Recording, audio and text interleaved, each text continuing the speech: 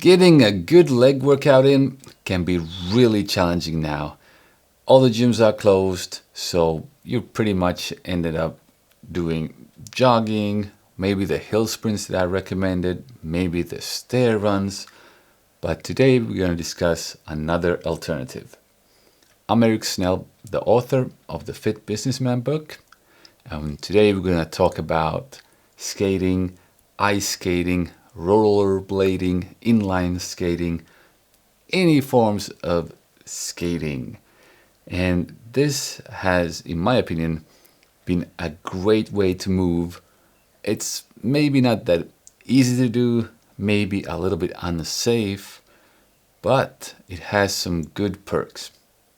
Now, inline skates or regular skates, they come in different sizes and different forms. Maybe you have the wheels in a row, maybe it's 4 wheels next to each other. And there's, of course, a little bit limitations what you can do depending on what type of wheels you have. But the idea would be that when we skate, we stay very low and we have constant pressure on the thighs. And if you see in skaters, ice hockey players, just regular ice skaters like speed skaters, the thickness of the thighs, I'm telling you, skating is a great exercise. You have almost like a constant tension, a little bit like downhill skiing. So you're gonna feel the legs just filling up with blood when you skate. And you don't necessarily have to do a cardio workout. So for instance, when I go ice skating, it's a lot about sprints. So depending on if you're in a ice skating rink or out on a lake, but most likely you're going to be in a skating rink, and hopefully there's not too many people that are slowing you down, because if you want to do the sprints, you might want to have a clear track, and you might want to also race one of your friends. And in the rink, even when I go in a public rink with my daughters, I like to, you do almost like a sprint workout on the track. So you do warm-up laps, you can stretch a bit, and you basically do a sprint to the other end. You glide back, you sprint, you glide back, and I try to sort of put it together a little bit like a workout. So maybe do 5 sprints and then have a longer break, then do 5 sprints again, a longer break, and then do 30 air squats. And after that, do 2 really, really fast laps. And sort of mixing up a little bit the exercise and trying to make it a real workout, and not just that, okay, you're going to go to the ice rink and, skate around in a circle.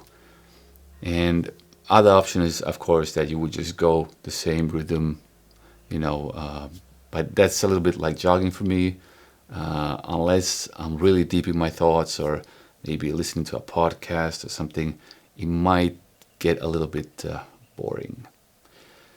And ice skating is very similar to inline skating, in my opinion. The biggest difference is the safety, I think, because it's so much more difficult to break with inline skates. So actually, I tend to be very careful when I do inline skating on the streets. Luckily now, there's not much traffic, so it's actually kind of convenient to go out now during the quarantine period. But I would take caution. It's one thing to break with the ice skates and one thing with the inline skates. Now, the good thing when you do inline skating is that you can do challenges uphill. You don't have that on ice. It's always flat, right? So, like uphill skating, that's very similar, in my opinion, to cross-country skiing uphill, like the freestyle method. So you're really pushing with one leg, you're really transferring your body weight onto one leg and then to the other. And I think this is what sort of you can see who's used to skating and who's not. Maybe a lot of us haven't grown up skating, so if you're unfamiliar with it, I think the easiest way to get into it is to really remember to use your arms to keep the balance. Really swing the arms, staying low and shifting the body weight. You shift it to one leg and then you shift it to the other. And the more comfortable you feel, the better your technique will be. So it takes time to get used to, and it's something that I find to be quite a nice change from just running. And if your joints are aching from running, or you might have problems with your ankles, then maybe you could try inline skating. So that's it for me today. I'm Eric Snell, the author of the Fit Businessman book, and I'll see you at work.